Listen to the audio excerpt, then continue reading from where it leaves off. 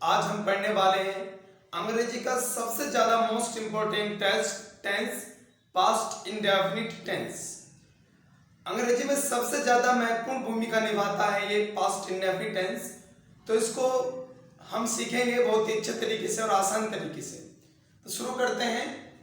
Past indefinite tense, इसमें सबसे पहले इसकी सबसे बड़ी स्पेशलिटी क्या है कि इसमें पास्ट टाइम की बात करेगा। जो समय बीता हुआ समय है, जो पास्ट हो जाता है, जो बात बीत जाती है, गुजर जाती है, जो पास्ट टाइम होता है आपका, उसकी बात वो आपको करता है।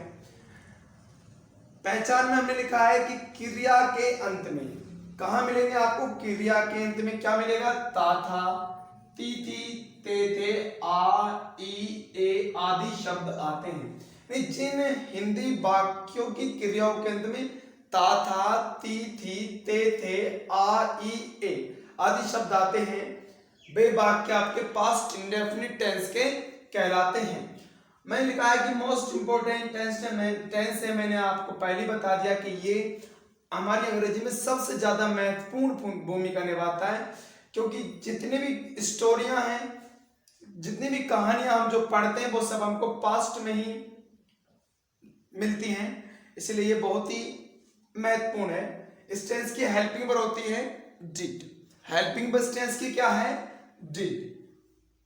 इसका अफर्मेटिव का फॉर्मूला देखते हैं, अफर्मेटिव सेंटेंस। तो सबसे पहले हम लगाते हैं सब्जेक्ट, फिर हम लगाएंगे वर्ब की सेकंड फॉर्म, और फिर हम लगाएंगे ऑब्जेक्ट। यहां अफर्मेटिव में हम डिड का प्रयोग नहीं करते हैं, बल्कि वर्ब की कौन सी फॉर्म लगाते हैं, सेकंड फॉर्म हम लगाते हैं। सबसे पहले सब्जेक्ट लगाएंगे, फिर वर्ब की सेकंड फॉर्म लगाएंगे, फिर हम ऑब्जेक्ट लगाएंगे। नेगेटिव सेंटेंस, नेगेटिव सेंटेंस का फॉर्मूला है, सबसे पहले आप सब्जेक्ट लगाएंगे, फिर आप डिड नॉट लगाएंगे। क्या लगाएंगे, डिड नॉट, और फिर आप लगाएंगे वर्ब की फर्स्ट फॉर्म और फिर ऑब्जेक्ट। आपको यह भी याद रखना है कि डिड एक मॉडल ऑक्सिलरीज है, यानी कि हेल्पिंग वर्ब है, तो ये अपने साथ बी1 लेकर आएगी। क्या लेकर आएगी, बी1।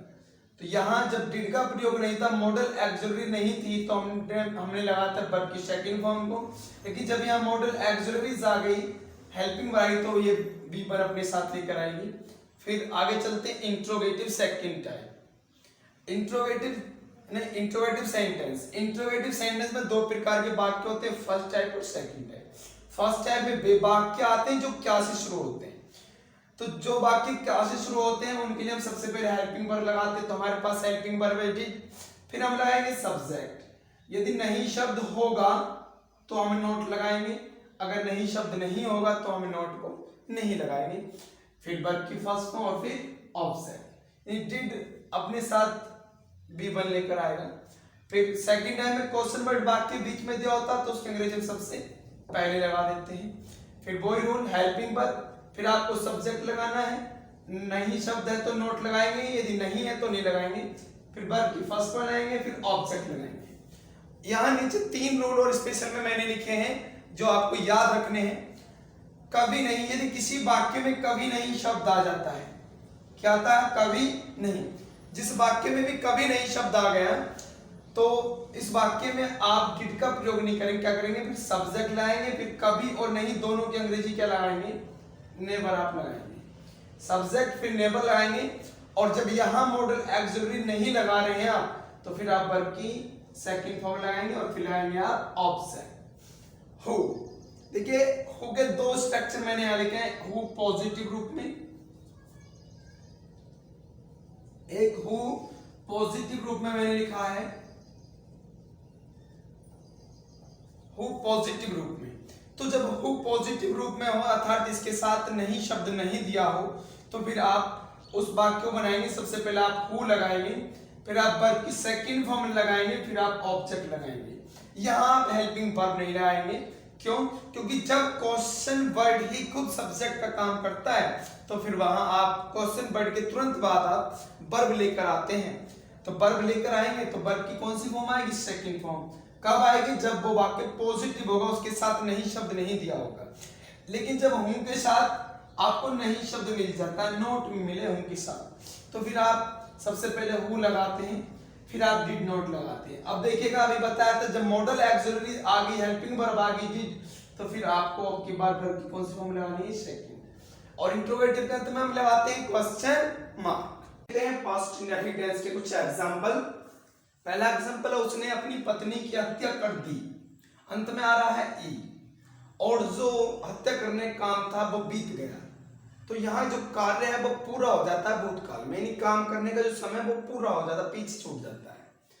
तो अफर्मेटिव सेंटेंस अफर्मेटिव के फॉर्मूला से बनाएंगे। सबसे पहले सब्जेक्ट उसने को ही, इसके बाद वर्ब की सेकंड फॉर्म हत्या कर देना, मर्डर्ड। मर्डर हत्या करना होता है, सेकंड फॉर्म लगाएंगे तो मर्डर्ड हो जाएगा। ऑब्जेक्ट किसकी हत्या की, अपनी पत्नी की, तो हो जाएगा his wife, he murdered his wife। हम इस टेंस में पास्ट इंडेफिनिट टेंस में ही केवल वर्ब की सेकंड फॉर्म का प्रयोग करते हैं। वह कल दिल्ली गया था, तो जो सब्जेक्ट है वो हमारा ही, गया था की सेकंड फॉर्म वेंट, इसके बाद टू आता है, वेंट टू दिल्ली, और कल बीता हुआ कल है तो उसके लिए हम यस्टरडे लगाएंगे। और अगला एग्जाम्पल हमारा है हमने ताजमहल नहीं देखा, तो हमने को हम कहेंगे वी। नेगेटिव सेंटेंस है क्योंकि नहीं आ रहा है तो हम हेल्पिंग वर्ब भी लगाएंगे अब की बार डिड, और नहीं के लिए नॉट, वी डिड नॉट। अब की बार हमको लगाना होगा वर्ब की फर्स्ट फॉर्म को, क्योंकि डिड जो है अपने साथ वर्ब की फर्स्ट फॉर्म लेकर आता है। देखने को कहा जाता है शी, वी डिड नॉट सी ताजमहल को द ताजमहल।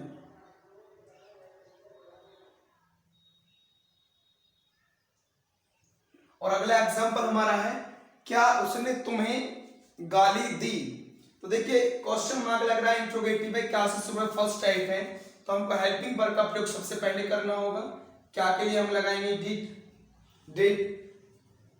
फिर सब्जेक्ट, सब्जेक्ट उसने, उसने को ही, फिर हम लगाएंगे नोट होता तब लगाते, लेकिन नहीं शब्द नहीं है तो नोट नहीं लगाते। वर्ब गाली देना, गाली देने को कहा जाता है एब्यूज, डिड ही एब्यूज तुम्हें को, यू, क्वेश्चन मार्क। और अगला एग्जांपल अमेरिका की खोज किसने की थी, तो देखिए क्वेश्चन वर्ड बीच में दे रखा है किसने, तो किसने के लिए हु। और मैंने कहा था जब पॉजिटिव हो उस वाक्य में नहीं शब्द ना आए और सब्जेक्ट हु हो तो उसमें फिर हम डायरेक्टली वर्ब की सेकंड फॉर्म लगाते हैं। खोज करने को कहा जाता है डिस्कवर्ड, Who discovered।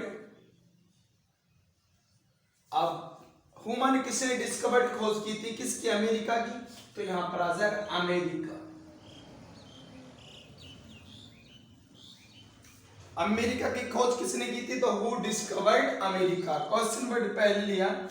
यदि इस वाक्य में नहीं शब्द भी होता, क्या होता, नहीं शब्द भी होता, तो फिर आप हु डिड नॉट लगाते, फिर वर्ब की फर्स्ट फॉर्म लगाते।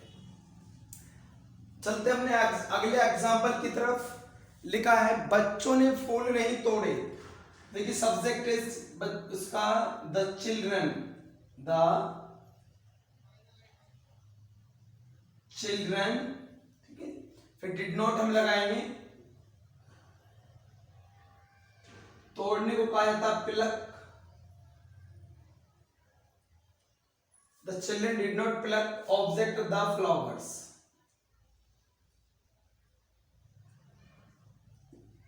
आपका सेंटेंस बना। और अगला सेंटेंस को आप ध्यान से देखेंगे, किस किसने किस किसको क्या क्या दिया, किस किसने किस किसको क्या क्या दिया। तो इसमें जो वर्ड क्वेश्चन बट सारे क्वेश्चन वर्ड है, लेकिन सब्जेक्ट का काम कौन कर रहा है, किस किसने। तो देखिए जो सब्जेक्ट का काम कर रहा है उसके लिए हमने हु लगाया, और नहीं शब्द नहीं आ रहा तो के साथ वर्ब की सेकंड फॉर्म, वर्ब क्या है, देना, देने को गेव, सेकंड फॉर्म आ जाएगी गिव की। हु माने किस किसने, गेव माने दिया, ऑब्जेक्ट किस किसको, नहीं क्या क्या, हु गेव, फिर इसमें ऑब्जेक्ट है क्या क्या, तो क्या क्या के लिए व्हाट लगाएंगे, हु गेव व्हाट, किसने क्या क्या दिया। अब इसके बाद किस किसको, तो टू हुम, टू। सेंटेंस आपका बनकर रेडी हुआ। देखिए सबसे पहले जो सब्जेक्ट का काम करने वाला क्वेश्चन वर्ड था हमने वो लिखा, कि किस किस को क्या क्या दिया। देखिए सब जगह काम किस किसने नहीं किया, तो हु के साथ वर्ब की सेकंड फॉर्म पॉजिटिव सेंस में, यदि नहीं शब्द होता फिर डिड नॉट लगाते, तो हु। फिर देने की सेकंड फॉर्म गेव, ऑब्जेक्ट था क्या क्या, तो व्हाट, और इसके बाद अदर वर्ड में किस किस को, तो टू हुम, और अंत में क्वेश्चन मार्क। अगला सेंटेंस है मैंने अपना घर बेच दिया, मैंने को कहा जाता आई, ठीक है। सेकंड फॉर्म बेचने की सोल्ड, अपने बाई के साथ माई, और घर को हाउस। देखिए बनकर वाक्य आपका रेडी हो गया। आशा करता हूं कि आपको ये सेंटेंस समझ में आया होगा। यदि वीडियो आपको पसंद आई तो आप इसको लाइक करें और अपने दोस्तों तक शेयर करें। धन्यवाद।